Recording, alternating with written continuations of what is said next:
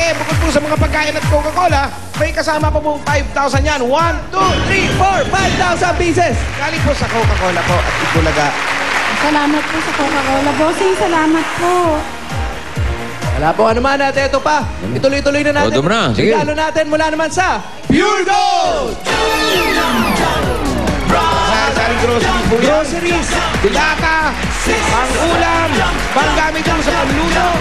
Ayan, may kasamang 2 sakong bigas. Galing lahat yan sa Pure Gold. At ito pa, 5,000. Galing sa Pure Gold. Sa Pure Gold, tsaka sa Itbulaga. Bossing, maraming salamat po. Pure Gold Junior sa Tanawan, meron. Sa may Bagong Bayan, Poblasyon, Tanawan, Batangas. Sa may Tanawan po, alam niyo po yung Tanawan, yung Pure Gold dyan. Junior. Yan, nadaanan natin yun. Malapit lang po At dito. paraanin ko lang tong announcement ng Pure Gold para sa mga members ng tindahan ni Aling Puring ay na may Super Suki SIM. Huwag kayong maniniwala sa mga tumatawag at nagte-text sa inyo na nagpapakilalang taga Pure Gold at nagbibigay ng instruction tungkol sa inyong retailer load wallet. Sa mismong Pure Gold store kayo dapat pumunta at mag-transact tungkol sa inyong Super Suki SIM. Okay? Sikat na. May mga Oo, mga manluloko. Yan, Mga marami. dorobo. Mga dorobo. Tulad ng mga malalaking tao rito. Yan! Dorobos. Okay, natandaan niyo po. Kung yung sinabi ni Bossing, ha? Ingatan po yung mga ganon, ha? Yung mga mandorobos. Saka may mga tatawag. Kailangan makilala nyo lahat. Mamaster nyo yung mga taong kilala ninyo, ha? Oo. Dahil para pag na-master nyo yan, meron kaming pasalubong galing sa Master Sardines! Butahong Master Sardines po yan. Yaman sa sustansya. Master sa sarap! Yaman sa Sarap. At ito pa, 5,000. 1, 2, 3, 4, 5,000 pieces! galing sa Master Sardines. Maraming salamat po sa Master Sardines at saka sa Itbulaga. Wala talaga. Kay Bossing, maraming salamat po. Wala Napakalaking tulong po nito sa aming Wala. pamilya. Wala talaga si Kuya. Wala po.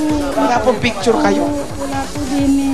Picture ni Marcos. Wala daw din. Wala, puro picture ng anak nila eh. Oo, Ogi. Kayo po, ano Kasi pong... kukunti lang inalalagay sa cellphone na camera niya. Dyan, sa paligid. Wala ba dyan? Wala po kayo nakatago dyan ng mga ano? Litrato. Litrato. Kasi pang matanda na nga po siya. Bakit pag matanda po ayaw na magpa-picture?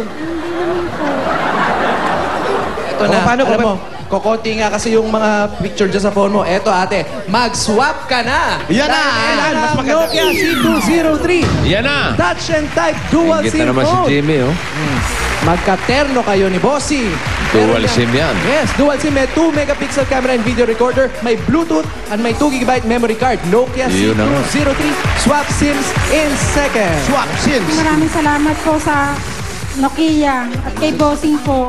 Maraming salamat po. Ano ba kinukuha nung anak niya sa Ano po POP? ang kinukuhang kurso po ng anak niyo po? DOMT po. TOM. Ano yun? Matanda rin ang gusto. Bata pa, DOM na. Oo, bata pa. Pang ano po yun? Diploma Office Management Technology.